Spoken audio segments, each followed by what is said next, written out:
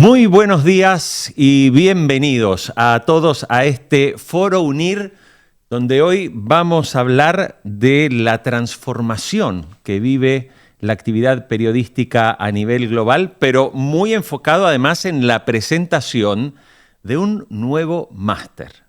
Este máster que vamos a conocer hoy es el Máster Universitario en Proyectos Periodísticos Digitales, que se realiza 100% online a través de UNIR, pero nada menos que con el diario El País. Quiero saludar a mi compañera de trabajo, Ana. ¿Cómo estás? Bienvenida y qué buen tema tenemos hoy, ¿eh?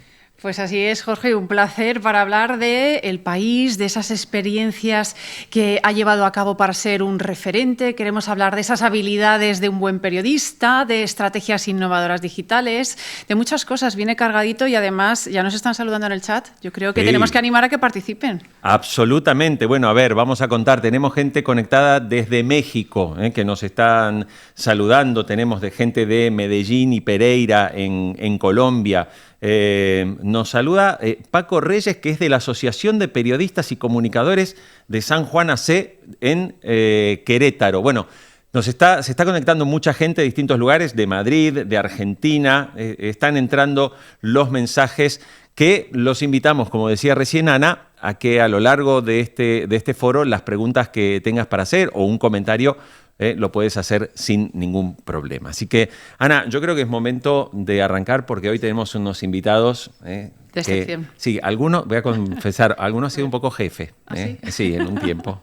Así que vamos a darles la bienvenida a nuestros invitados que tenemos hoy y es un verdadero placer recibirlos. Quiero saludar en primer lugar a Javier Moreno, director del máster de El País, que también fue director del periódico por muchos años. Javier, bienvenido, qué bueno tenerte aquí. Gracias, Jorge, buenas tardes, buenos días a la mayoría de los participantes. Es un gusto estar aquí, participar de todo lo que has contado, que vamos a contar. Exactamente. Bien, y también queremos saludar ahora a Lucía González. Lucía es subdirectora de Desarrollo Editorial de Audiencia y Estrategia Digital, también del diario El País. Lucía, bienvenida, gracias por estar hoy con nosotros. Buenas tardes, buenos días.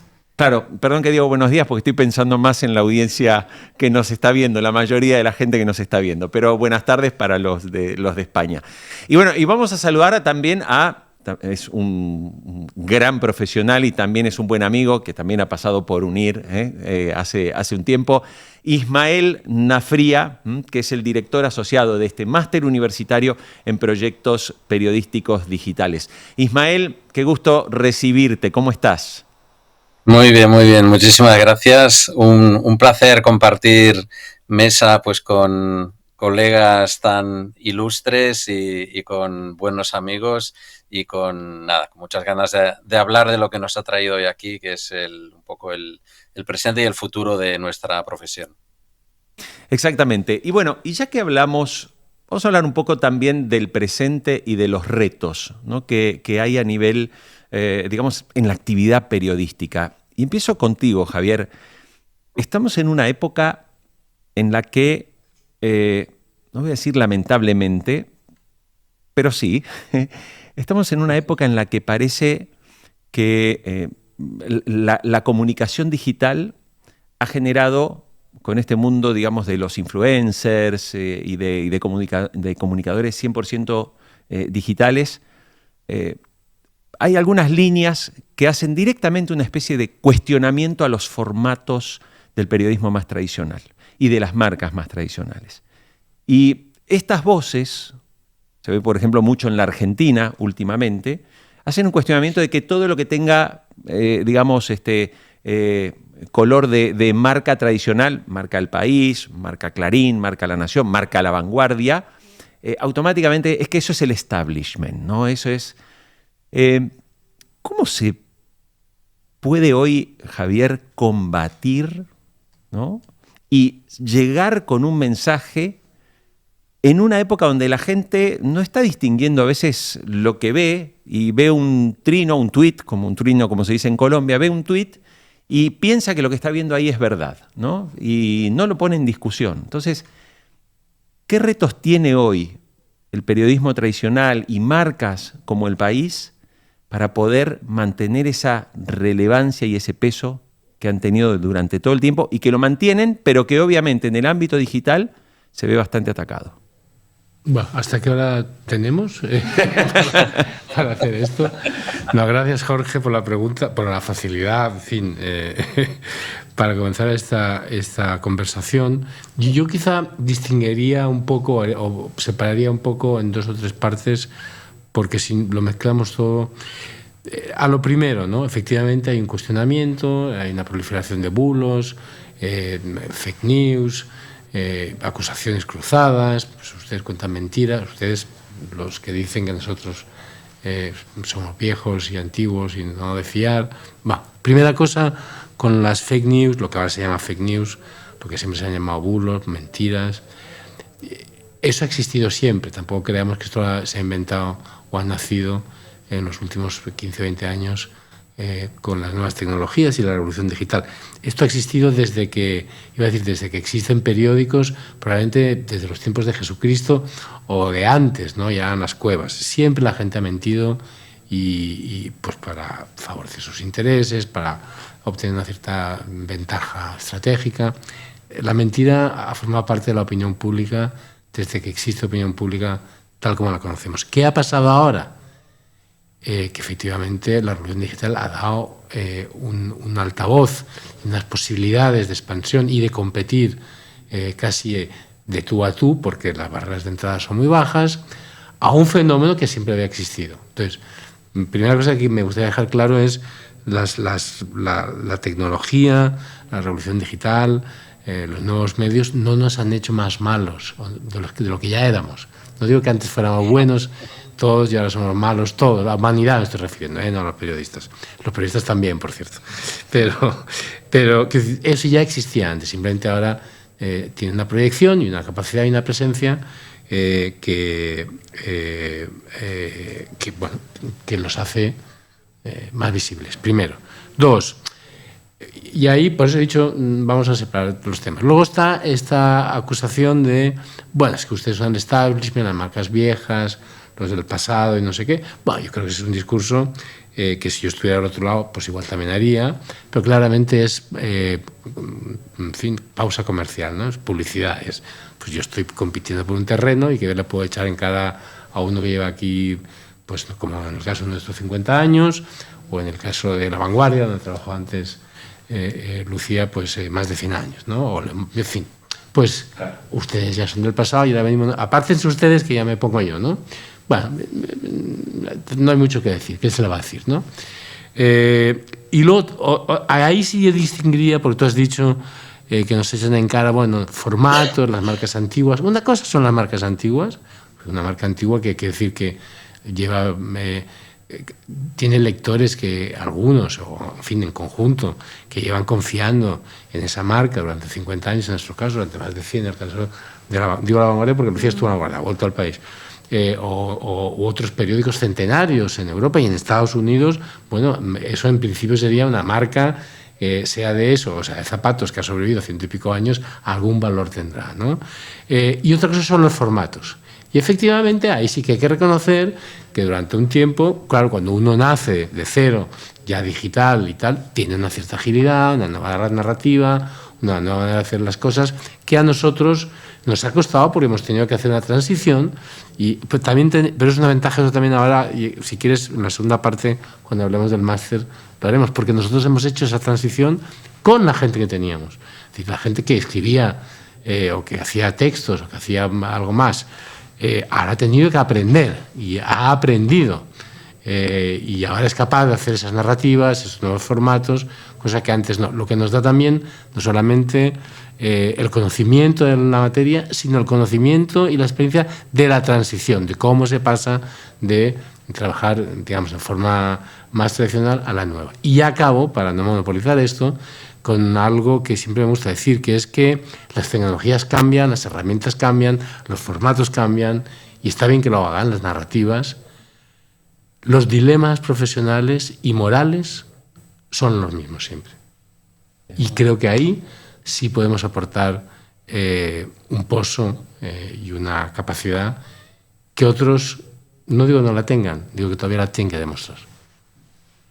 Pues estamos hablando de determinadas estrategias de la digitalización, y una de las cosas que nos trasladaban las personas que están participando y nos han enviado esas preguntas, y se la lanzo a Lucía, nos hablaban de la gente más joven, ¿no? Que a lo mejor determinados sectores, por ejemplo, en este caso hablamos de un periódico, se puede ver como algo más antiguo, entre comillas, ¿no?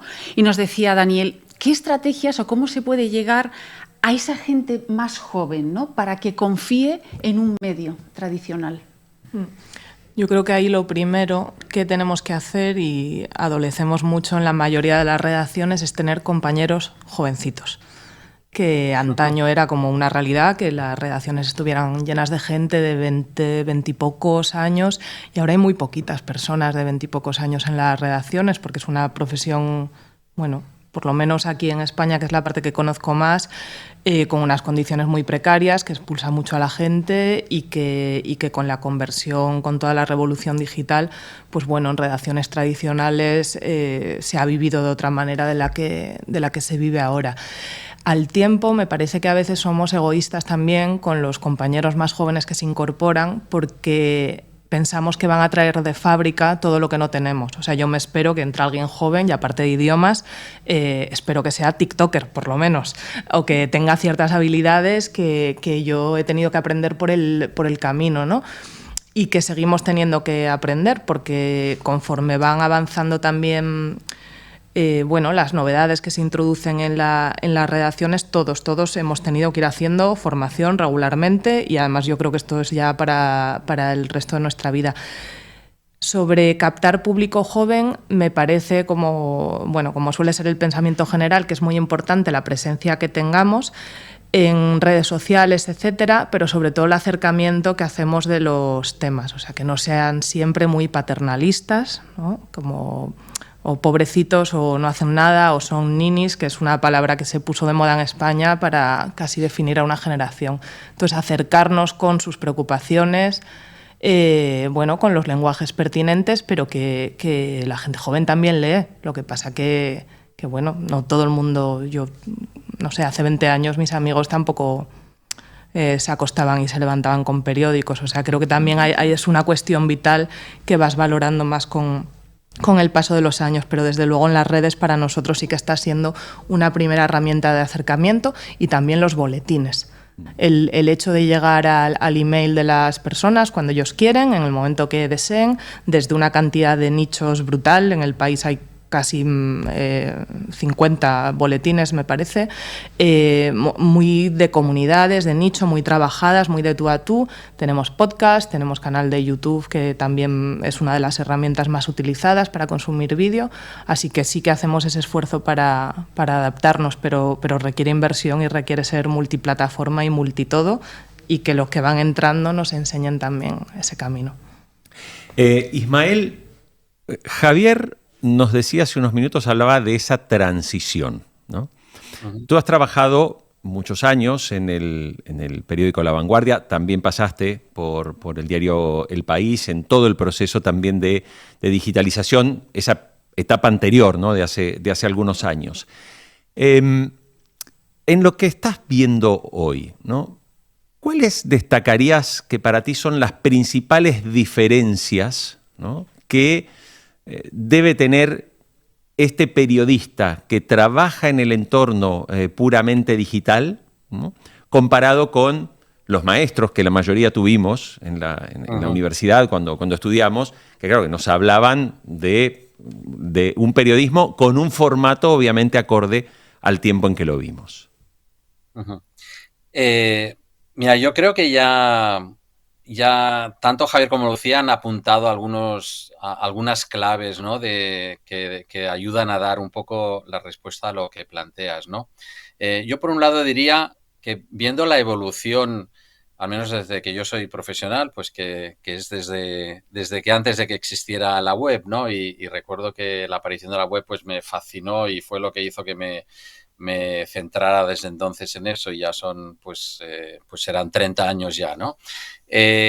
Hay claves que siguen siendo exactamente iguales. O sea, lo que es la esencia de la noticia, y Javier lo comentaba también, ¿no? El olfato periodístico, el entender qué es lo que nuestros lectores, nuestros usuarios están esperando que les ayudemos a entender a través de las historias que contamos, ¿no? Eso sigue siendo igual, me atrevería a decir, que hace 40, 50, 70 años, ¿no? O 10 años, ¿no? ¿Qué ha cambiado enormemente? Se apuntaba también. Ha cambiado la manera en que contamos eso y las formas que tenemos de comunicarnos con la audiencia, de relacionarnos con ella, ¿no? Y aquí sí que podríamos empezar a contar muchas cosas que son justamente las que requieren que nos vayamos actualizando, formando, aprendiendo nuevas cosas, descubriendo nuevas maneras de comunicar de manera efectiva, ¿no? También se han apuntado ya varias, ¿no? Pues las newsletters se han convertido en un formato de una eficacia, de una capacidad de engagement con la audiencia increíble. Los podcasts igual, o sea, los podcasts te permiten entender lo que sucede de una manera mucho más, digamos, amigable, muchas veces más amable, más cercana respecto a la persona o al periodista que te lo está explicando. Los reportajes interactivos multimedia, los gráficos dinámicos que permiten a cada usuario, digamos, hacer suya la información, personalizarla, jugar con ella. Todo esto ayuda enormemente y son las cosas que evidentemente hay que ir aprendiendo. Lo que pasa es que aprender esto pero no saber lo esencial tampoco sirve de mucho, porque al final no estarás posiblemente cumpliendo con tu misión, con tu función como periodista y como medio, ¿no? Y yo destacaría realmente, y Javier lo apuntaba también, ¿no? O sea, cuando hay marcas que tienen 50 años de vida, 100 años de vida, 150 años de vida, 170 y pico años de vida, yo creo que merecen un respeto enorme cuando además sí se están sabiendo adaptar, yo creo, de muchas maneras, pues a este nuevo entorno, ¿no? Que evidentemente no es fácil y por eso pues requiere justamente que estemos constantemente repensando cómo hacemos las cosas y sobre todo a mí me gusta mucho centrarme en cómo contamos las cosas, ¿no? Me parece una de las claves de que el periodismo, y lo ha hecho el periodismo toda la vida, también, de que el periodismo se vaya adaptando a las nuevas maneras de consumir información, a las nuevas maneras y posibilidades de ofrecer esa información y de hacerlo de la manera más efectiva posible, ¿no? Y el resultado, acabo con esto, esta respuesta, ¿no? El resultado al final también está realmente ahí, ¿no? Cuando el New York Times tiene más de 11 millones de personas que pagan por su información, pues yo creo que algún mérito habrá ahí, ¿no? De un medio sabiendo llegar a la gente. Cuando el país pues tiene más de 450.000, si no estoy equivocado, suscriptores, pues algún mérito tendrá, ¿no? Quiero decir que realmente los medios y los periodistas yo creo que sí estamos haciendo esta transición y este esfuerzo que además no terminará nunca, porque supongo que en algún momento de la charla pues hablaremos de inteligencia artificial, ¿no? Y me gustará explicar también cómo veo ese tema y cómo aplica mucho de lo que ahora estoy contando.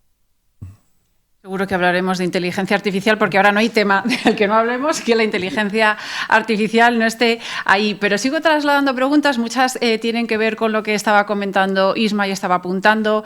Pues, por ejemplo, uno de esos aspectos será la formación, el aprendizaje, el ir adaptándose. Y, por ejemplo, se la lanzo a Lucía. Nos decía Enrique María desde España. ¿Los periodistas deben entonces especializarse por áreas y canales de difusión? Pues por áreas y canales o por comunidades de audiencia específica o porque lo que se te dé bien no sea simplemente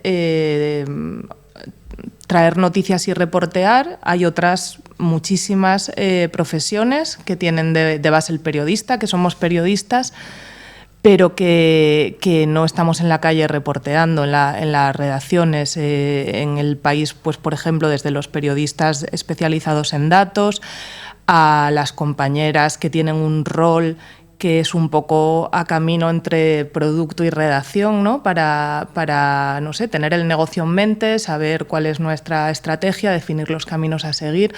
Hay un montón de roles, o sea que que ya el ser cronista sigue siendo como la gran aspiración de la mayoría de los compañeros que entran a hacer periodismo, porque lo que nos apasionan son las historias.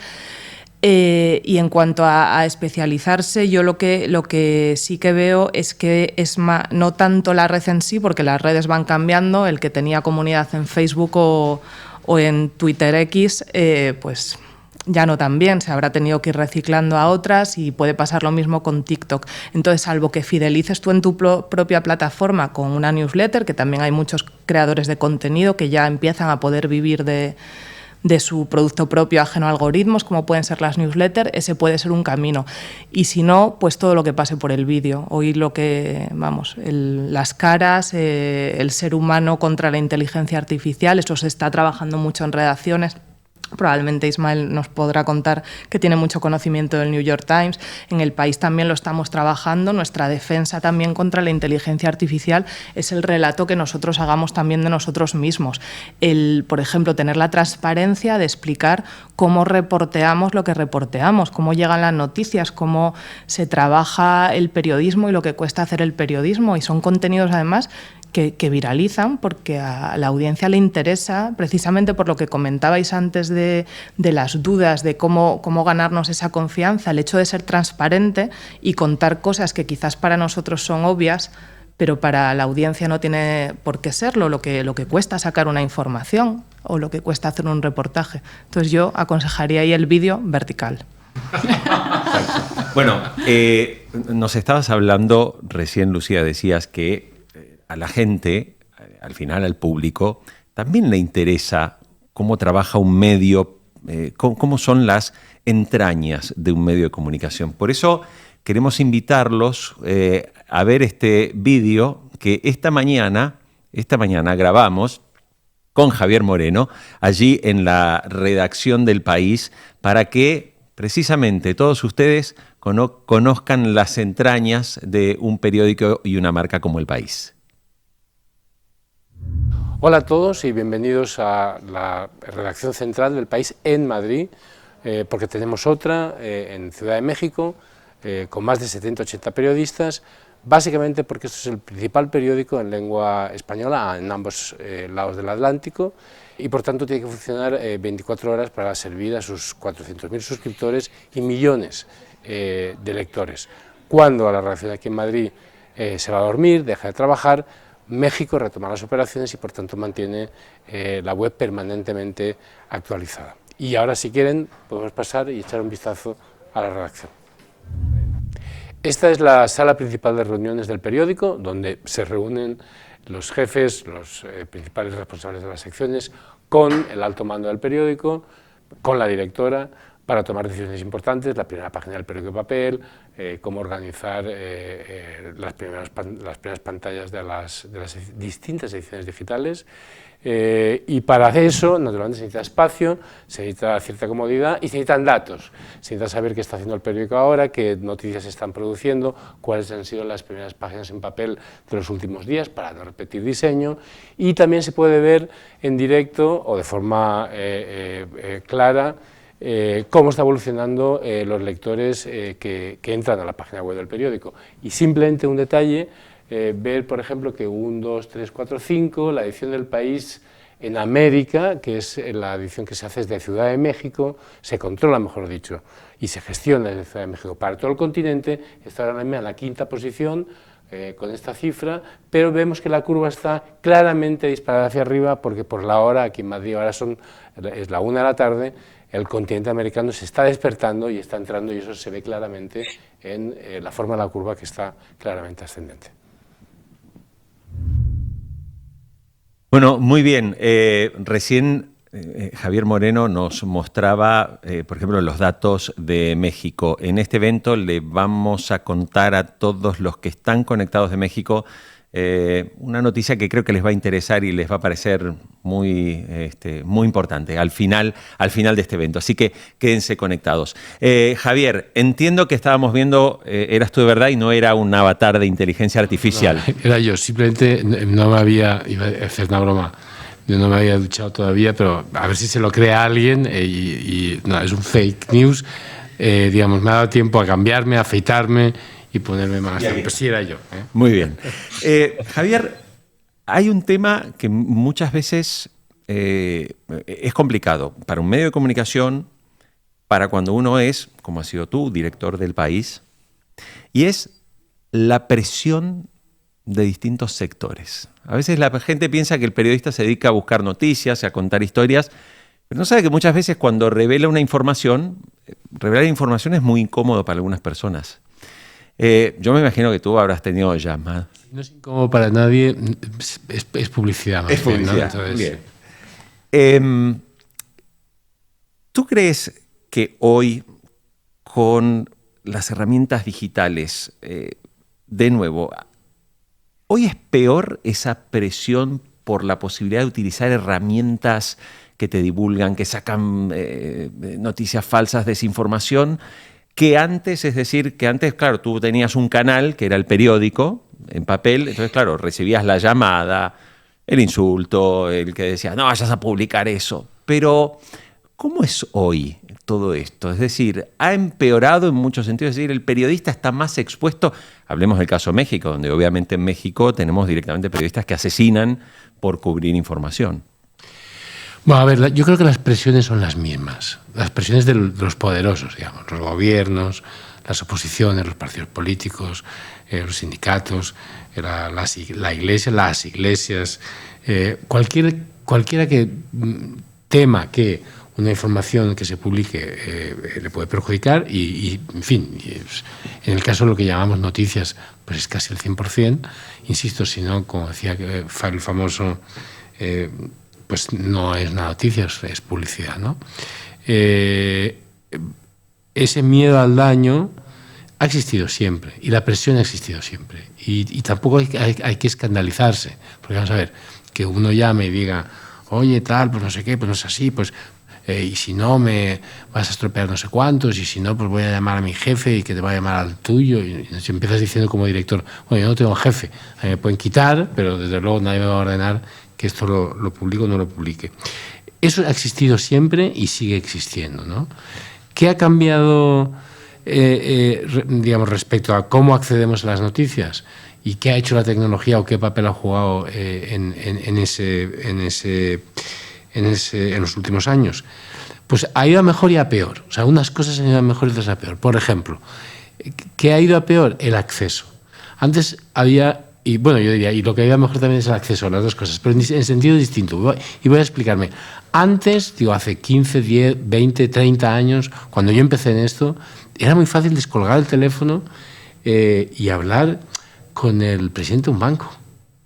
Y decirle, oye, pues tengo esta noticia o tengo la otra, o cualquier empresa grande o un ministro bueno, ahora hay una cantidad de capas de abogados corporativos, de gente que se dedica a relaciones públicas, del que lleva la cuenta de no sé qué, que para acceder a un director general de no sé qué, la gente nueva que está reporteando se desesperan. Yo lo veo permanentemente, que es que y luego además si no hay mucha sintonía con el gobierno sobre el que vas a reportear, pues no te contestan, ¿no? O sea, hay realmente una dificultad de acceso que antes no había. Yo podría, y no lo voy a hacer ahora porque se nos iría la tarde la sesión, la de veces que he llamado a un teléfono o yo le he dicho a quien fuere, oye, que tengo esta noticia y que quiero hablar con el presidente del banco, pero siendo un joven reportero, no estoy diciendo siendo director del periódico, que por supuesto. No, y te sorprendió que el tipo se ponía. Entonces decías, bueno, esto ahora es impensable. Ahora lo cuentas y es como si estuvieras contando una fantasía. Por otro lado, efectivamente, tenemos una cantidad, la tecnología nos ha permitido acceder a una cantidad de información que antes ni teníamos ni nos daban. Ni existía seguramente organizada de la manera que está.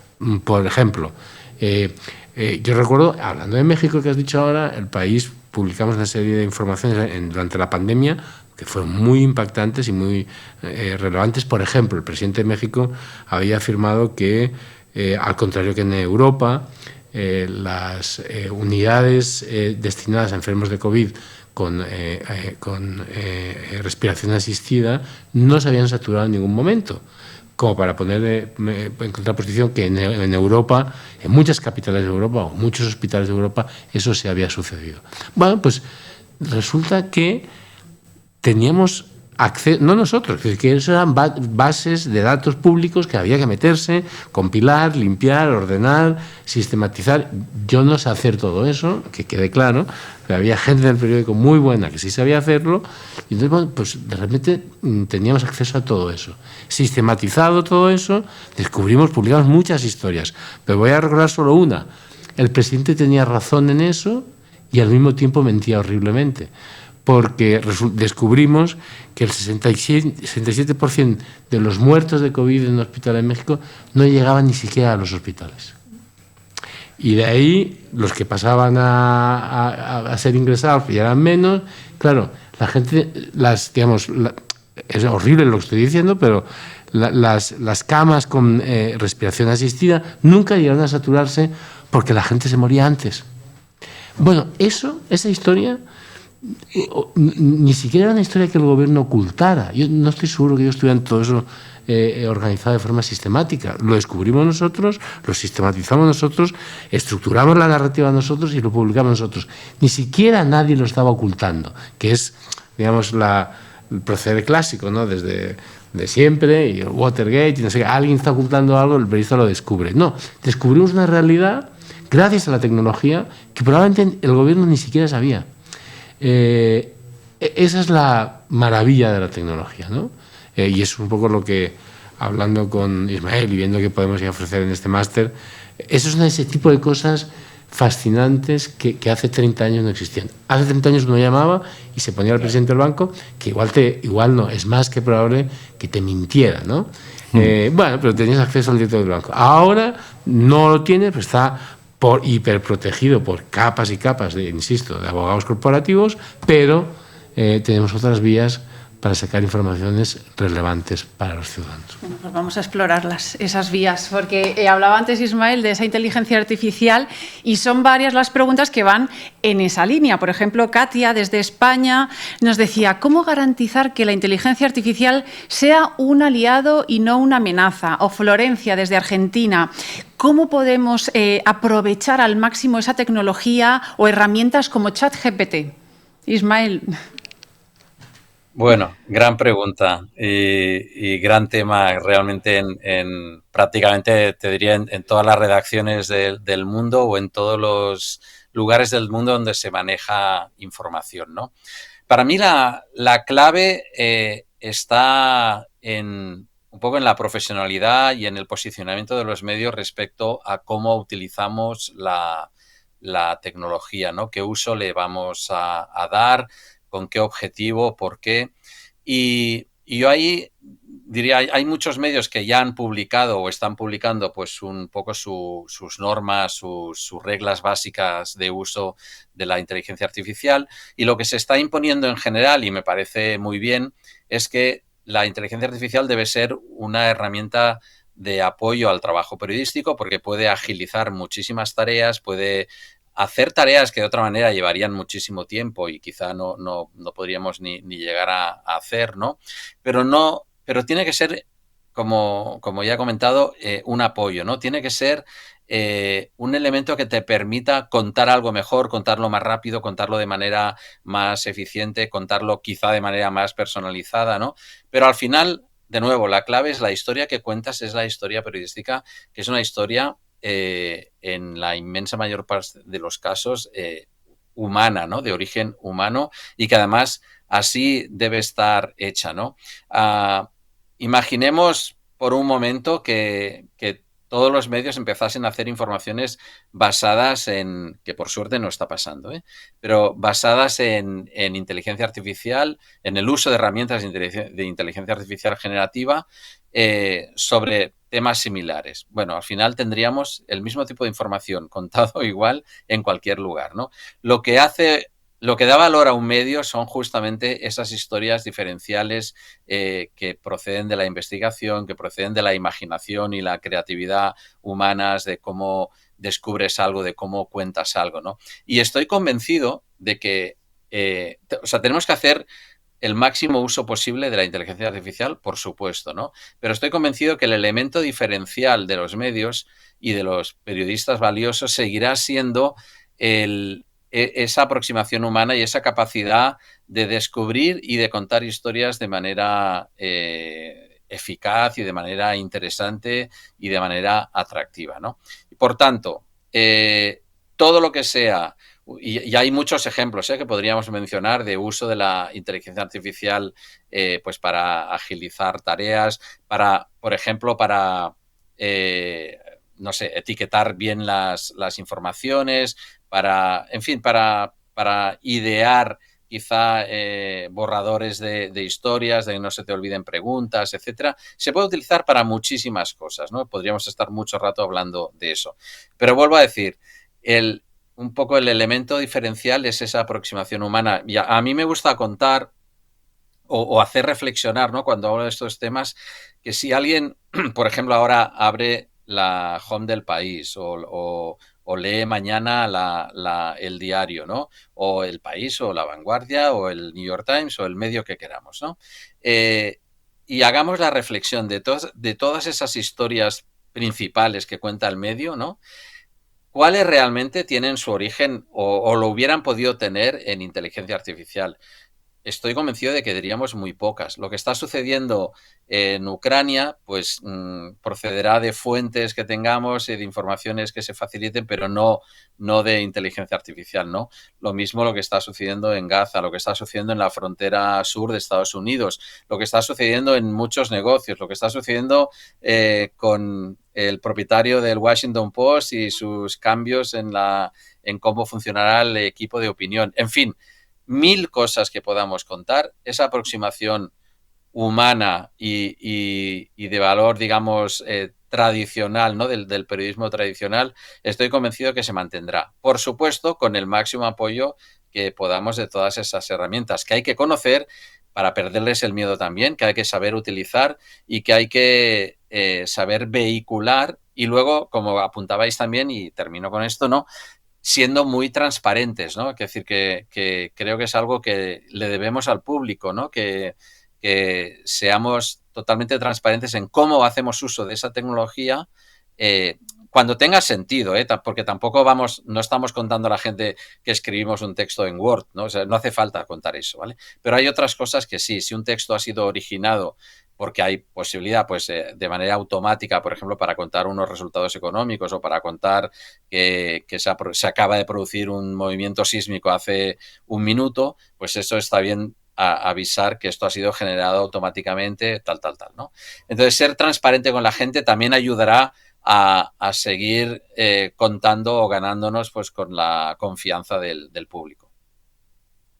Bueno, yo voy a trasladar una pregunta que tiene una respuesta de calculo de cualquiera de los tres, lo va a tener muy claro, porque lo pregunta Claudia Guerra, que está conectada con nosotros, y dice, bueno, pero ¿qué pasa con un periodista que no se actualiza en las herramientas digitales? O sea, ¿qué presente o futuro le espera? Se queda fuera, ¿no? Yo creo que, hombre, no es que se quede fuera en el sentido de que esto no sé, ¿cómo se llama la serie esta del calamar? O los Juegos del Hambre, de que de repente uno se va a caer por el barranco. Yo creo que lo primero que se va a ver con el tiempo y lo primero que va a ver la propia periodista es cómo se empobrece el resultado de su trabajo porque no dispone de herramientas que otros sí tienen, ¿no? Inteligencia artificial, pues vas a hacer una información sobre cualquier peligro epidémico de estos zoonótico nuevo de un virus que sale y de repente le puedes pedir a la inteligencia artificial que se lea los 8.500 papers que se han publicado sobre eso en los últimos 10 años y que te busque lo que tú estás buscando, donde haya referencias para que tú luego en una hora y media puedas tener un trabajo que de otra manera te costaría días de hacer o que simplemente no harías. Porque si necesitas días, pues yo qué sé, cosas más triviales como los jefes, los horarios, la familia, te impiden hacer. Y de repente le puedes pedir a la inteligencia, oye, léete estos 8.000, o todo lo que se ha publicado sobre este tipo de virus en los últimos 20 años. y hazme, por favor, una síntesis razonable, porque lo que estoy buscando... Además, puedes afinar, ¿no? Porque lo que estoy buscando es una conexión entre esto y lo otro. Bueno, te hace un papelito y sobre eso, y lo que tú hables con los médicos y no sé qué, pues empiezas a tener una idea y puedes desarrollar un tema. Si no eres capaz de utilizar... Digo, eso es por poner un ejemplo, pero, en fin, herramientas, la lista es larga. Si dejas de hacer eso, de entrada tu trabajo se empobrece, estás sirviendo peor a la sociedad, que en última instancia es tu misión como periodista, el poder que tú tienes como periodista es un poder que parte de un contrato implícito con la sociedad que te lo otorga para que mantengas informado de lo que se necesita para participar en la vida democrática de las sociedades. Entonces, se está empobreciendo tu trabajo y estás cumpliendo peor tu misión. Ya no estoy hablando de las consecuencias luego laborales, no sé qué, salariales. Lo que digo es que ya de entrada se repercute de forma inmediata en el trabajo que uno hace, ¿no? Creo yo, no sé. Sí, yo estoy en la misma línea. Creo que negarse a ir aceptando cambios y oportunidades que nos ofrece la tecnología solo te cierra puertas a ti mismo. O sea, no debe verse como una claudicación capitalista hacia tus medios, tus jefes, que te piden más trabajo y saber hacer de todo, etcétera. Sino que, no sé, cada cosa te aporta, ¿no? Yo recuerdo, por ejemplo, hace años cuando empezaron a entrar la medición de audiencias en las redacciones, que, bueno, en general pues, se sacaban las uñas, ¿no? En todas partes y una vez que entiendes que eso no está hecho, o si lo entiendes desde un punto de vista editorial, no debe estar hecho para condicionar lo que tienes que contar, sino cómo lo tienes que contar, pues ¡buah! Tu cerebro se abre un montón y aprendes mucho viendo consumos de usuarios, que era algo que hace años no podíamos ver, por ejemplo. Si no lo miras, te lo estás perdiendo. Es necesario esas habilidades, Ismael, y también nos planteaba por aquí Francisco desde México, quizá uno de los grandes retos es jugar con la inmediatez que exige el periodismo actual, con esa necesidad de mantener una precisión y profundidad en las noticias o las informaciones. Sí, sin lugar a duda, ¿no?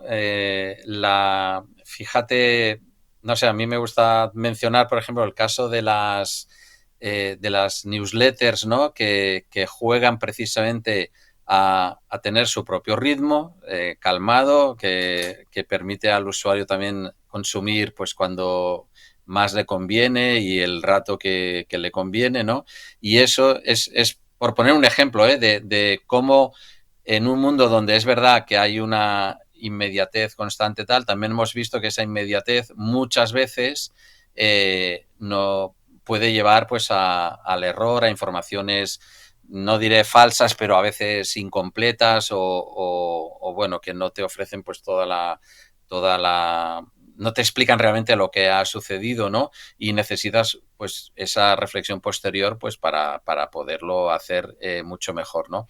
Por tanto, diría que estamos en un mundo donde esa necesidad de información inmediata es imprescindible que la combinemos con la obligada reflexión, con la obligada pausa y con la obligada con el tiempo necesario para poder contar las cosas bien, ¿no? También con la pregunta anterior, simplemente iba a decir que, de hecho, la tecnología lo que nos permite es contar cosas de maneras nuevas y muchas veces de manera más interesante para el usuario. Por tanto, eso, digamos, de natural a alguien que es periodista y que quiere contar historias y que ese es su objetivo, ¿no? Pues lo natural es que eso te guste, ¿no? O sea, no hay que verlo como, no sé, como un problema, sino más bien como una oportunidad enorme, ¿no? Y bueno, volviendo a la pregunta concreta, ¿no? Sobre la inmediatez, pues ya digo, a mí me parece muy importante, por ejemplo, me acuerdo una cosa que la gente del New York Times cuenta siempre, ¿no? Que dice, intentamos ser lo más rápidos posibles en ofrecer cualquier información importante, pero siempre y cuando haya respetado los procedimientos de confirmar las cosas, etcétera, ¿no? Y si eso implica que alguien cuenta algo un poco más rápido, pues bueno, bienvenido sea. Quiero decir que es mucho mejor contarlo bien, aunque sea un poquito después, que contarlo más rápido, pero con posibilidad de contarlo mal, ¿no?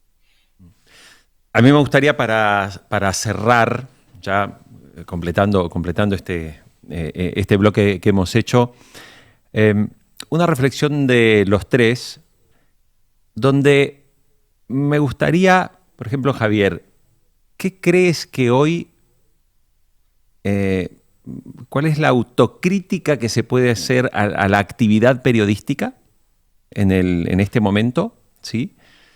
¿Y dónde crees también, por otro lado, que el periodismo hoy ha mejorado respecto de una etapa anterior, en esta época tan hiperconectada, tan hiperdigital? O sea, una autocrítica, ¿qué debe todavía mejorar o corregir el periodismo y en qué crees que el periodismo está fantástico? Autocrítica mira, compañero, te voy a hacer una autocrítica, ¿no? Que era el chiste que siempre hacíamos en la sección para criticar el trabajo en compañero. Yo creo que la crítica que nos podemos hacer es la que nos hemos hecho siempre, o la que nos hemos podido hacer siempre y hemos hecho en pocas ocasiones. Yo creo que en conjunto estamos demasiado satisfechos de nosotros mismos, estamos demasiado pagados de nosotros mismos, estamos demasiado convencidos de que lo que decimos es verdad, y es verdad, pero a veces hay matices. Yo, por ejemplo, una de las cosas que creo que nadie debería salir de una escuela de periodismo, de un máster de periodismo de élite o de exigencia, es pasar por la experiencia de que escriban sobre uno mismo. O sea, la sociedad nos da un poder que es el de un perfil del banquero que ayer, o un perfil del tipo que han metido en la cárcel hoy acusado no sé qué, o un perfil del político, la política a la que acaban de nombrar no sé cuántos. Entonces uno se pone a escribir, llama a una gente, le cuenta unas cosas y tiene un poder extraordinario otorgado por la sociedad que a veces no, que yo creo que no calibramos bien. Y estamos tan autoconvencidos convencidos de estar en posesión de la verdad que no dudamos. Yo creo que deberíamos dudar más. Siempre decimos lo mismo, hay que dudar de todo, de los demás, ¿no? Tu mamá te dice que te quiere, pues chequéalo 2 veces o 3, ¿no? Nos reímos mucho y hacemos el chiste y lo contamos. De quien no solemos dudar es de nosotros mismos. Y yo creo que, y no digo de forma colectiva, digo de forma individual. O sea, yo cuando escribo, pues de verdad, yo puedo escribir esta frase así, no me estoy excediendo, este adjetivo es injusto, y creo que hasta que uno no pasa por la experiencia, y claro, yo empecé a pasar por esa experiencia de forma obligada cuando me nombran director, no del País, antes, cuando me nombran director de 5 días, un periódico económico que también es del Grupo Prisa, y empiezan a escribir sobre uno, y de repente uno lee y dice, no hay ninguna mentira, pero no hace justicia a lo que soy, a lo que digo o a lo que estoy intentando hacer en el periódico, ¿no? Esa es la primera reacción. La segunda reacción es, bueno, ¿cuántas veces habré hecho yo lo mismo sin darme cuenta, ¿no? Pero hasta que no llegué ahí, no hice esa reflexión. Y creo que muchos de nosotros no hacemos esa reflexión. Y creo que esa reflexión era válida ahora, antes, y era válida ahora. Y la segunda es ¿Qué crees que es mejor hoy? ¿Qué es mejor? La transparencia, sin ninguna duda. Yo creo que lo ha dicho antes Ismael, que hay que ser transparentes en cómo utilizamos las herramientas. Yo creo que digamos, la exposición a la plaza pública ahora es tan inmediata.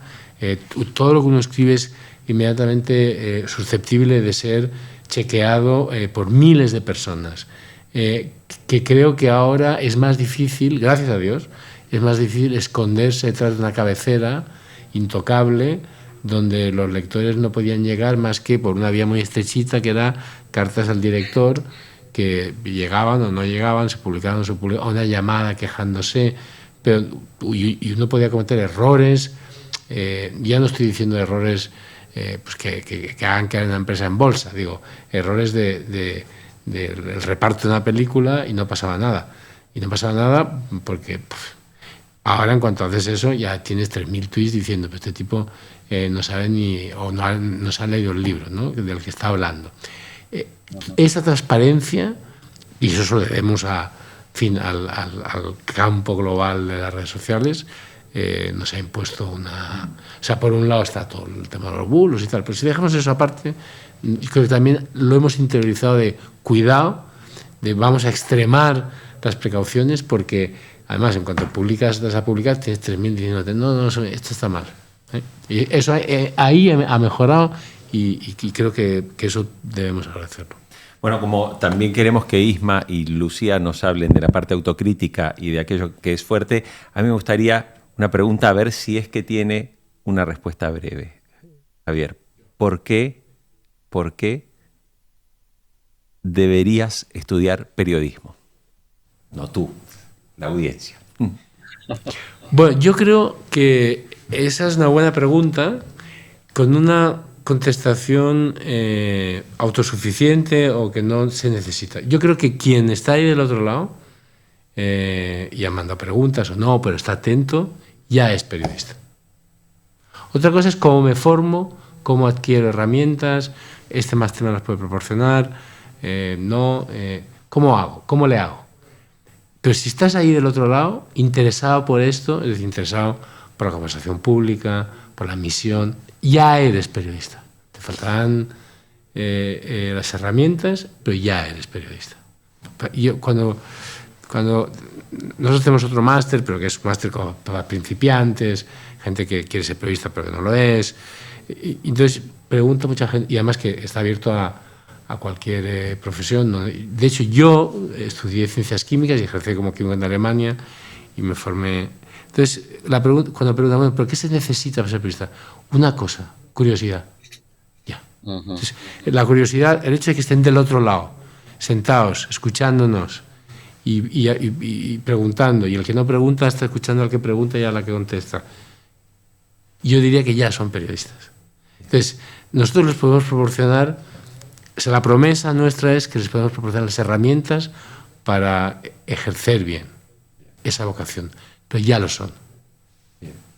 Vamos a hacer, porque tenemos ahora en unos minutos, le contamos a la audiencia, les vamos a contar sobre este máster que se está presentando entre UNIR y El País, qué es todo lo que tiene, en qué te va a servir, que vas a poder hacer prácticas en países como México, como Colombia, en los medios del Grupo Prisa. Entonces, tenemos mucho todavía para contarte. Así que le voy a pedir ahora a Lucía también, brevemente, estas mínimas 3 reflexiones. Una autocrítica, qué es lo mejor del periodismo de hoy y por qué estudiar periodismo. Yo, en cuanto a la autocrítica, diría que hemos contribuido un poco entre todos a la fatiga informativa y a que una parte de la población se aleje de los medios. Es algo, bueno, difícil de corregir, pero aquí habéis apuntado algunas posibles soluciones. A la hora de estudiar periodismo, yo soy estudiante de periodismo de base y a mí me ha servido para el resto. O sea, ha sido literalmente la base sobre la que luego he podido construir más caminos a través de mucha formación y de invertir parte de tu tiempo libre en hacerte mejor y tener más habilidades, que me imagino que es lo que la gente que nos está escuchando busca también. Y lo mejor, yo creo que son las oportunidades y que todo está cambiando. Entonces, que estamos a tiempo de aprender de lo que venga. Bien. Isma. Bueno, yo diría... la autocrítica la centraría en que creo que los medios durante una buena etapa se han desconectado un poco de las preocupaciones reales de la audiencia, ¿no? Y de los lectores, de los oyentes, de los televidentes. O sea, que han contado su historia, pero no eran las historias que estaba necesariamente esperando la gente. Y creo que justamente una de las cosas que está cambiando mucho, es que ahora hay un foco creciente a entender y a conectar de verdad con la audiencia y a ofrecerle aquello que está demandando al medio, ya sea un medio generalista, un medio especializado, un medio local, un medio pequeño, mediano, me da igual, ¿no? Lo que en inglés se llama el engagement, yo creo que es la palabra, para mí es la palabra que resume la nueva buena estrategia que deben adoptar los medios, que es la de la conexión, la de buscar ese compromiso con su audiencia de verdad. O sea, que no sean palabras bonitas, sino hablar con ellos, escucharles, interactuar, invitarles, abrir las puertas y que participen en las informaciones. En fin, eso es lo que te hace que al final alguien pues quiera realmente pues ser suscriptor o ser socio de un proyecto o sea, realmente participar con confianza de ese medio, ¿no? Por tanto, son tanto lo malo como lo bueno, digamos, yo creo que está como muy relacionado en cómo, en qué ofreces y cómo lo haces a tu audiencia, ¿no? Y sobre la tercera pregunta, el por qué por qué vale la pena estudiar para ser periodista, ¿no? Y por qué eso es importante. Bueno, yo creo que la nuestra es una profesión, un oficio, me atrevería a decir también, donde es necesario estar formado, entender las reglas de la comunicación, entender cómo se cuentan historias de manera adecuada, entender también las reglas profesionales de cómo debes trabajar para ser justo en tu manera de hacerlo, ¿no? Y que no es sencillo y que de hecho es uno de los reclamos también que hubo recientemente un estudio de la UNESCO, por ejemplo, que hablaba de este fenómeno que mencionabas al principio, Jorge, ¿no? De los news influencers, ¿no? Y que de hecho, ponía en alerta, ¿no? que muchas veces no aplican prácticas periodísticas, digamos, profesionales, ¿no? Y que ese es uno de los problemas, que tienen otras virtudes, ¿no? Pero ese es uno de los problemas serios que existen, ¿no? Por tanto, yo diría que por eso es importante, porque esta es una profesión con una responsabilidad en la sociedad enorme, es una profesión, la del periodista, y una tarea, la de los medios del tipo que sean, pues que va vinculada a la salud de nuestras sociedades, de nuestras democracias, ¿no? Y por tanto es un tema realmente pues muy, muy serio, muy relevante para la vida de todos, ¿no? Para tener entre todos pues una vida lo mejor posible, lo más justa, lo más saludable, lo más democrática, ¿no? Y por eso creo que es muy importante formarse pues muy bien como periodista para poder ejercer esa tarea del mejor modo posible. Pues enseguida vamos a hablar, Ismael, de esa formación. Muchísimas gracias, Ismael. Un placer que nos hayas acompañado durante estos minutos en este Foro Unir. Y hasta otra ocasión, que seguro que nos veremos pronto. Muchas gracias. Y muchísimas gracias a Lucía González, subdirectora de Desarrollo Editorial de Audiencia y Estrategia Digital del País. Gracias por estos minutos que has compartido con nosotros. Un placer, gracias. Y a Javier le invito a que vea con nosotros un vídeo de cómo funciona esa redacción del País. Esto que ven aquí es la mesa digital, que podríamos definir como el corazón del periódico.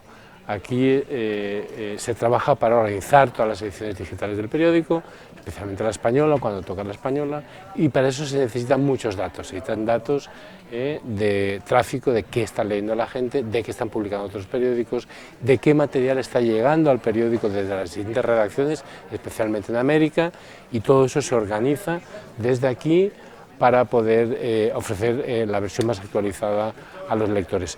Para controlar todo eso tenemos esta especie de semicírculo, que es como un puente de mando, digamos, en el que los responsables del periódico, básicamente subdirectores, tienen relación directa con la mesa digital y con el conjunto del resto de la redacción para poder, digamos, reaccionar con agilidad ante cualquier evento.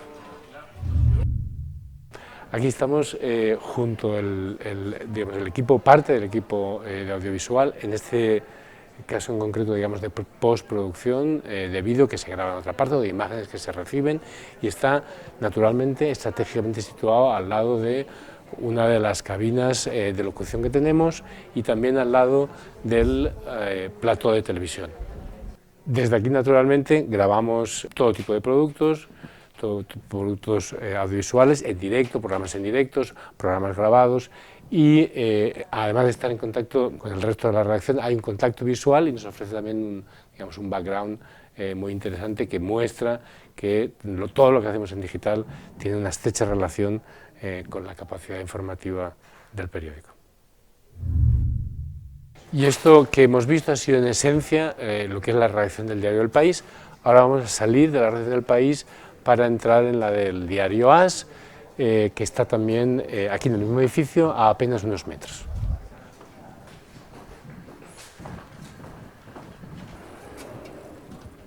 Esto es la redacción del diario AS. Como han podido ver, estamos a apenas unos segundos y apenas unos escalones de la redacción del diario El País. Todas las instalaciones informativas del Grupo Prisa, el diario El País, el AS, el Huffington Post, están situadas en las mismas instalaciones, en el mismo edificio y por tanto muy interconectadas entre ellas, tanto físicamente como a la hora de trabajar. Muy bien, y continuamos en este foro y Ana, creo que llega un momento importante para todos los invitados y es que vamos a conocer este nuevo máster universitario en proyectos periodísticos digitales que se presenta, realizado con el diario El País y con UNIR.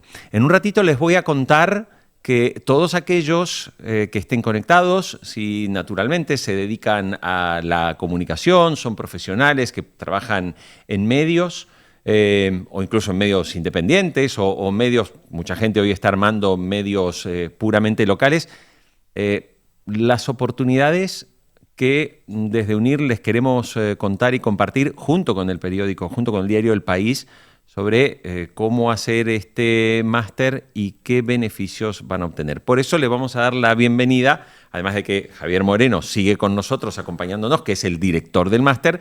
Recibimos también a Víctor Gutiérrez Sanz, que es el coordinador académico de este máster universitario en proyectos periodísticos digitales. Víctor, muchas gracias, bienvenido y gracias por estar este ratito con nosotros. Muchas gracias, encantado de estar tan bien acompañado. Bien. Comenzamos contigo directamente, o sea, cuéntanos un poco qué se va a encontrar un profesional que toma la decisión de hacer este máster. Yo creo que se va a encontrar la oportunidad de reciclarse y de aprender cómo va a ser la profesión en el futuro. Es un máster que tenemos la suerte que se ha trabajado en relación directa con grandes cambios tecnológicos. Hemos surfeado la ola a la hora de realizar esos materiales y esos contenidos, y lo que van a encontrar es un manual de uso de cómo va a ser la profesión ahora y en el futuro. Seguro que nos puedes dar respuesta a preguntas como esta que nos han hecho aquellas personas que nos están siguiendo, por ejemplo, Jesús Eduardo desde México o Rosa del Carmen desde Argentina, y nos decían, ¿cómo hacer para lanzar mis publicaciones? ¿Cómo se puede ganar dinero con un producto periodístico digital en esta época en lo que quieres acceder continuamente a información de forma gratuita? Seguro que en el máster hay respuestas a esto. Hay respuestas, porque encima tenemos dos bloques de contenidos. Podríamos así, de manera clara y sencilla, dividirlo así. Tenemos una parte muy dedicada al periodismo digital, a nuevos formatos, a nuevas narrativas, a cómo contar las historias en este nuevo entorno digital. Y tenemos otra parte muy importante dedicado más a una parte de emprendimiento digital. ¿Cómo consigo lanzar un proyecto periodístico digital? ¿Cómo consigo monetizar un proyecto periodístico digital? ¿Y cómo consigo de alguna manera hacer también el proyecto sostenible en el tiempo y también para la gente que se dedica a ello, ¿no? No solamente tenemos profesionales amateurs que se dedican a la producción de podcast, por poner un ejemplo, y que se planteen a lo mejor querer vivir de ello, pues que sepan que es posible, que hay herramientas, que hay tácticas y que en este máster se la podemos ofrecer encima de la mano de grandes profesionales que han pasado por esto. Javier, y bueno, cuando estamos hablando de este máster estamos hablando de toda la experiencia del diario El País. O sea, ¿también hay docentes que son profesionales del diario? Sí. Una pequeña precisión. Sí. Hablamos siempre del máster con El País, porque efectivamente es máster El País UNIR, pero a mí me gustaría recalcar que detrás está toda la potencia profesional del conjunto del Grupo Prisa, que incluye sobre todo también, no solamente como se ha visto en el vídeo, el AS, el Huffington Post, pero sobre todo las radios, tanto la sede en España como las radios en América Latina. El Grupo Prisa, El País también, y el Grupo Prisa tiene una presencia importantísima en América Latina. Yo no voy a, ahora no me sé la cifra de ayer, pero cualquier día de cualquier mes, en la mitad del tráfico, no de las páginas vistas, no de los suscriptores, no de muchas otras métricas, pero la mitad del tráfico, o más de la mitad, del diario El País viene de América. Ayer justo lo estaba viendo, preparándolo para hoy, y esta mañana cuando estábamos grabando el vídeo he señalado y ves muchas veces entre las 10 historias más leídas o las 20 historias más leídas que hay 5, 6, 7 pensadas, producidas, escritas en América para lectores americanos. Quiere decir que en volumen, en masa, superan a los de España. Es decir, que el país y el grupo en general es un grupo muy americano. No es que tenga una pata aquí y una allá. Yo diría que básicamente es un grupo americano que tiene una delegación aquí en España, ¿no? Y luego tenemos las grandes radios, ¿no? Caracol Radio en Colombia, W también en México, Intercontinental en Chile. En fin, y luego redacciones del país, lo que he contado en el vídeo, la segunda redacción por volumen de gente, de periodistas, está en Ciudad de México, que además de hacer información sobre México, ahí está la Mesa Digital Central que organiza todo el flujo de informaciones de América. Javier, cuando hablas de esto, digo, porque es importante también mencionar esto, que las personas que decidan hacer este máster van a poder hacer prácticas en estos medios. Ahí va. He estado contando toda esa historia para decir que todo eso está detrás de todo lo que hemos acumulado. La gente que va a venir, por ejemplo, pues va a haber gente de Madrid, Kiko Llaneras, gran especialista en periodismo de datos, en sacar historias a partir de Mónica Ceberio, que un gran ejemplo de una periodista, digamos, tradicional, que hace unos años empezó con nuevas narrativas, nuevos formatos, ha estado hace poco en Ucrania con un documental que acaba estrenándose en una gran plataforma, como ejemplo de alguien que hace unos años no hubiera sido capaz o le hubiera costado mucho o hubiera dudado ella de lanzarse en fin, a contar en un documental de, no sé, media hora o 3/4 la guerra de Ucrania, no la guerra de Ucrania, un episodio concreto de una unidad con un tanque. Es una historia extraordinariamente dolorosa, pero extraordinariamente bien contada también. Insisto, que acaban en una plataforma de televisión.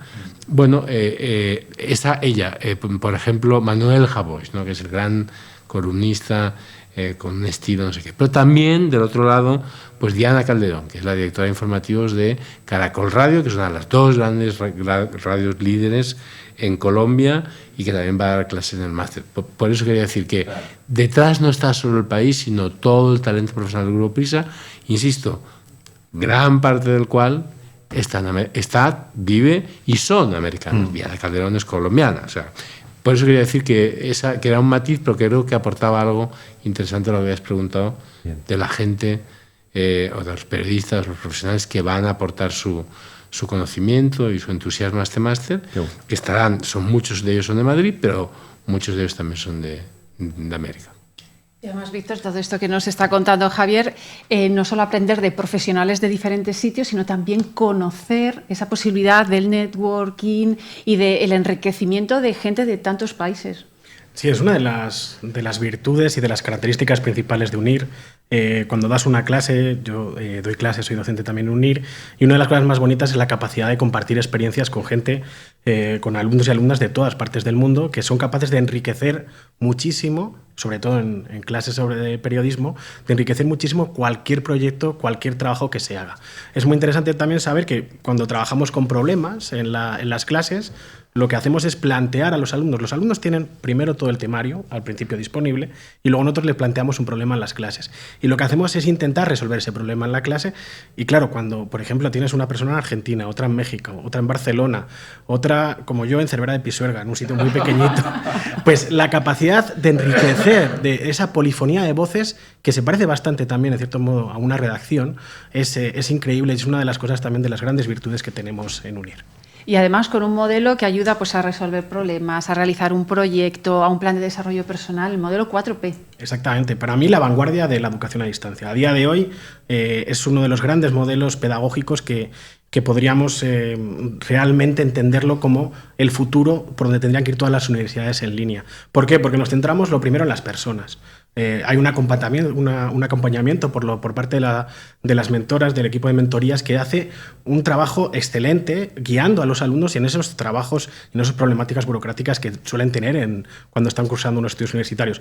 Por otro lado, la parte del proyecto, que es algo que a mí me encanta. Todo el máster tiene un proyecto transversal en el que se coordinan todos los docentes de todas las asignaturas para trabajar conjunto con otros compañeros de clase en hacer un proyecto periodístico que permita de alguna manera ir dando los primeros pasos en lo que estamos viendo en clase. Y luego, por supuesto, la parte del portfolio de los problemas. Los problemas, lo que hemos comentado, ¿no? Esta manera de plantear las clases de manera dinámica, y la parte del portfolio es esa manera de entenderse uno mismo como profesional, de plantearnos quién soy y a dónde quiero llegar como profesional, y la UNIR, el grupo de docentes y junto con Prisa, os vamos a intentar ayudar a llegar a ese objetivo.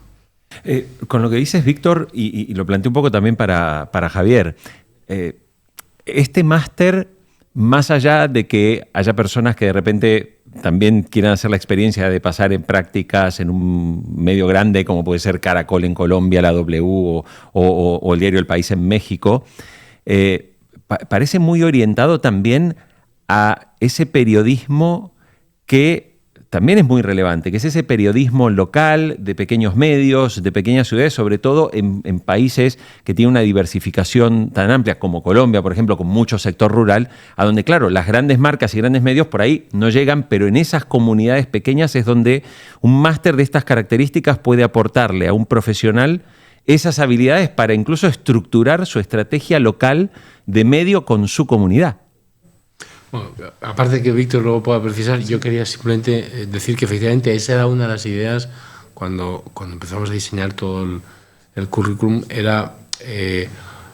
Estaba pensado para periodistas que ya llevan unos años en ejercicio y que quizás tengan una de las dos problemáticas o las dos a la vez, que es, por un lado, ves que te estás quedando atrás, lo que hablábamos antes, tu trabajo se está empobreciendo, te están faltando herramientas, ves que la gente más joven que llega las tiene y necesitas ponerte al día. Y este máster ofrece la posibilidad de hacer eso. Pero por otro lado, quizá digas, bueno, yo tengo una experiencia, efectivamente, llevo un tiempo en los medios, pero tengo una idea en la cabeza que creo que puede funcionar, que puede estar ligada, lo que tú dices, a ámbitos más locales o no necesariamente. Tengo experiencia, llevo años trabajando, tengo no sé qué, pero tengo esta idea, tengo esta ilusión, tengo este proyecto y quiero saber cómo paso o disponer de herramientas para pasar de esa idea a algo que funciona, que tenga éxito y que sea viable y sostenible, ¿no?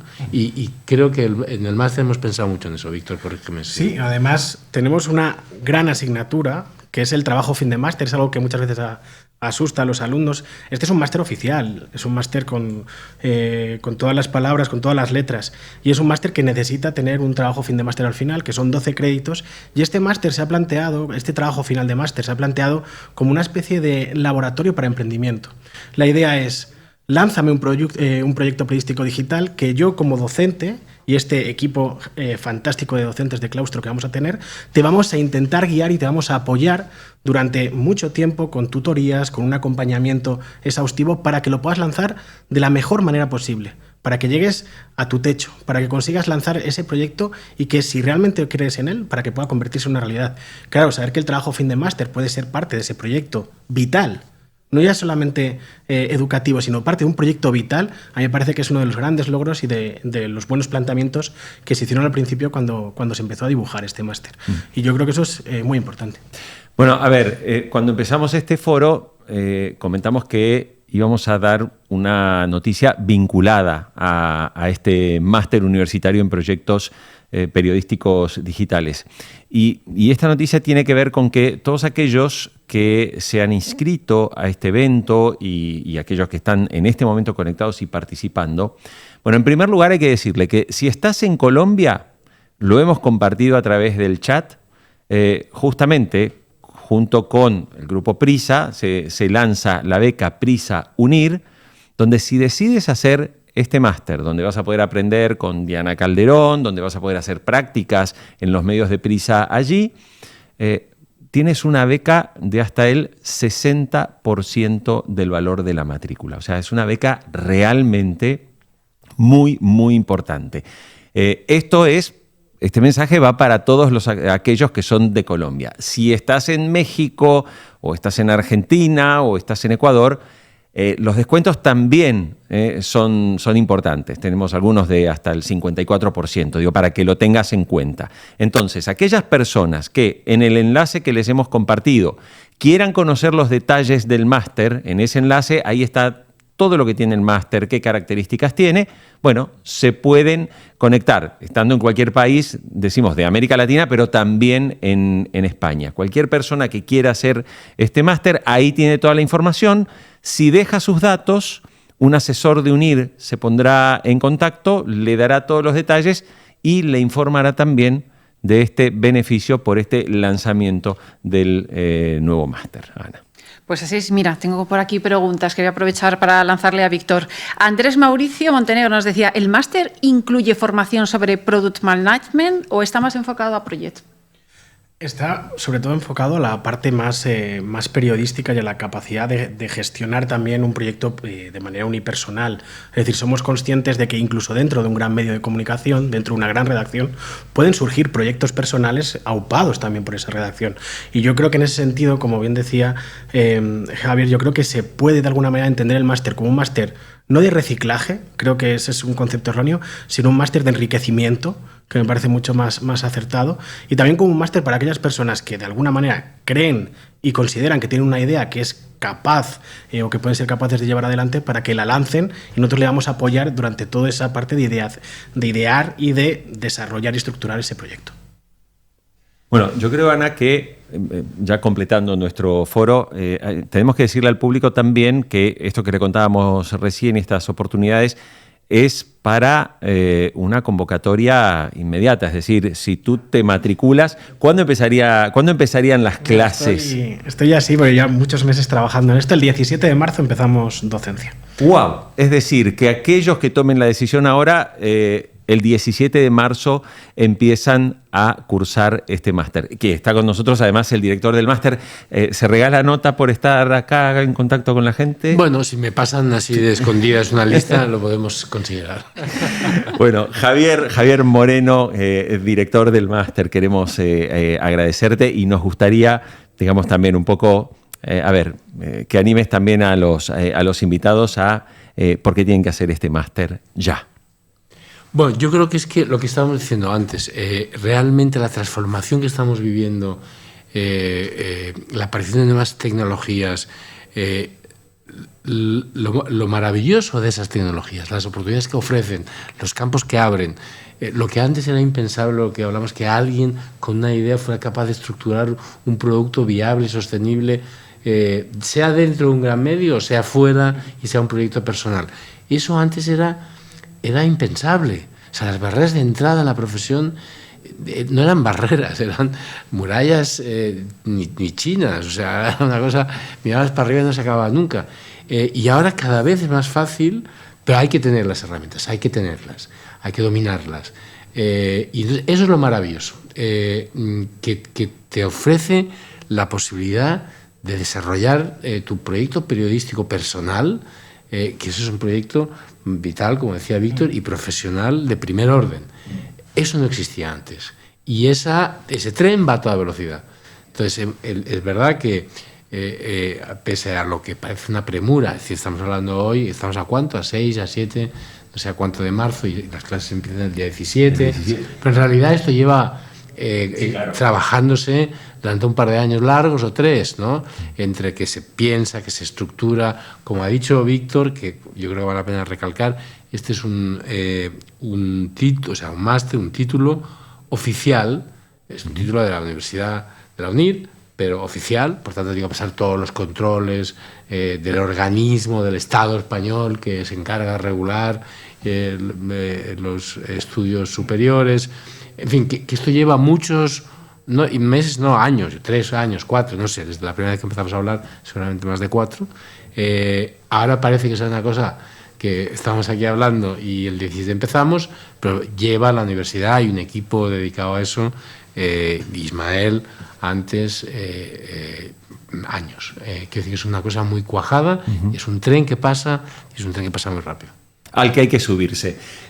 Muchísimas gracias, Javier Moreno, director del máster, y también muchísimas gracias, Víctor Gutiérrez, que es el coordinador académico de este máster universitario en proyectos periodísticos digitales. Ana, llegamos al final.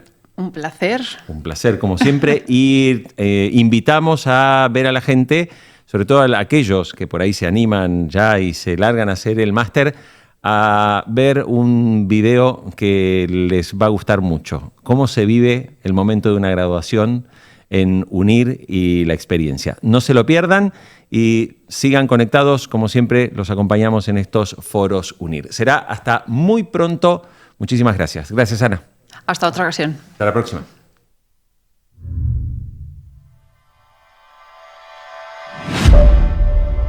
Es mucha dedicación estudiar, pero bueno, la UNIR lo facilita y poder estudiar a distancia pues mejora este momento, ¿no? del tránsito de estudiar para luego ser lo que quieres ser.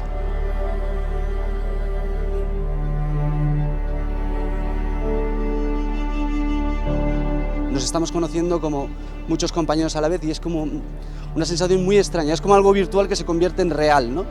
Y entonces una felicidad enorme por los estudios, el esfuerzo y luego cómo no, por ese compañerismo que hemos estado haciendo durante 4 años. Un final que esperas con ansia después de todo el esfuerzo, el trabajo, el estudio, que al final tiene una recompensa y que mejor que celebrarlo todos juntos, ¿no? Es un premio a un sacrificio muy fuerte, son 4 años estudiando, he conocido a gente muy maravillosa.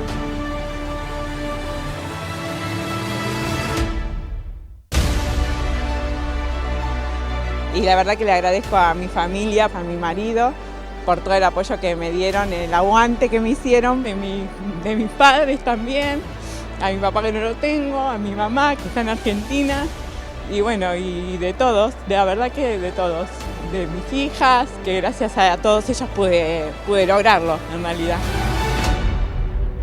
Me acordaba de mi familia, de mi esposa, de mis hijos, que han sacrificado tantas horas de estudio, ¿no? Que quizás no les he podido dar tanto tiempo por estar dándole a la maestría, ¿no? La verdad es que después de 4 años estudiando y haciendo mucho esfuerzo, me siento muy contenta y la verdad muy orgullosa de todo el esfuerzo que hemos estado haciendo este tiempo. Cuando estás aquí te desborda la cantidad de gente, todo lo que han preparado, te desborda todo lo que tú te has imaginado.